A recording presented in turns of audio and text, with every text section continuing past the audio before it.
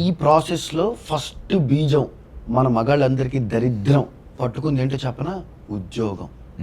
అక్కడ ఆ దరిద్రం మొదలైపోయింది. మన నాన్నలకి లేవా బ్రేకప్లు, తాతలకి లేవా బ్రేకప్లు, ఉన్నాయి. వాళ్ళు వెళ్ళిపోయారు అలా ఫ్లోలో. వాళ్ళు ఫ్లోలో వెళ్ళలేదు, వాళ్ళు ప్రయారిటైజ్ చేశారు. బ్రేకప్ అన్నం పెడుతుందా, ప్రయారిటైజ్ చేశారు. అవును సార్, అవును. పనే బ్రేకప్. ఆయన బాధపడుతూనే పని చేసి ఉంటాడు. మనం హార్డ్ వర్క్ కి స్ట్రెస్ కి తేడా తెలియకుండా పోయాం మనం అంతా. ప్రతిదీ స్ట్రెస్ అనుకుంటున్నాం. ఒరే శరీరం నలగందే, కరెక్ట్, సుఖం లేదు. రైట్. వాళ్ళ లైఫ్ లో కొన్ని డిసిప్లిన్లు ఉంటాయి. ఆ డిసిప్లిన్ వాళ్ళని తీసుకొచ్చాయి. కరెక్ట్. నేను ఇప్పుడు నమ్ముతాను అది. నేను ఒకప్పుడే బొక్క డిసిప్లిన్ లేదు, ఏమీ లేదు, ఈ అమ్మ రాసి పెట్టుంటే వస్తుంది, డబ్బులే కుక్కందంతే వస్తాయి, కుక్కందంతే అది కరుస్తుంది అంతే తప్ప డబ్బులు రావు మనకి. పైపొచ్చి మన మీద కేసులు వేస్తారు, బ్లూ క్లాస్ వాళ్ళు వచ్చి కుక్కను ఎందుకు తన్నేవరా అని చెప్పని. పర్టికులర్ గా మన దాంట్లో ఉండే ప్రాబ్లం ఏంటో చెప్తాను చూడు. మనకి 25 ఏళ్ళు వచ్చినా ఇంకా ఇన్వాల్వ్మెంట్ ఎందుకంటే బుడ్డికి ఇంతకు 25 ఏళ్ళు వచ్చాయి, నీ సంసారం నువ్వు చేసుకో, ఇక్కడతో డన్.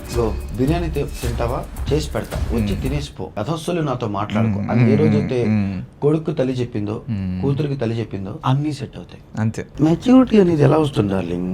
అరే అమెరికాకి వెళ్ళిపోయి కూడా అక్కడ కూడా మనం క్యాస్ట్ అంటించేస్తున్నాం. యూ డోంట్ బీ దట్ అనుకో.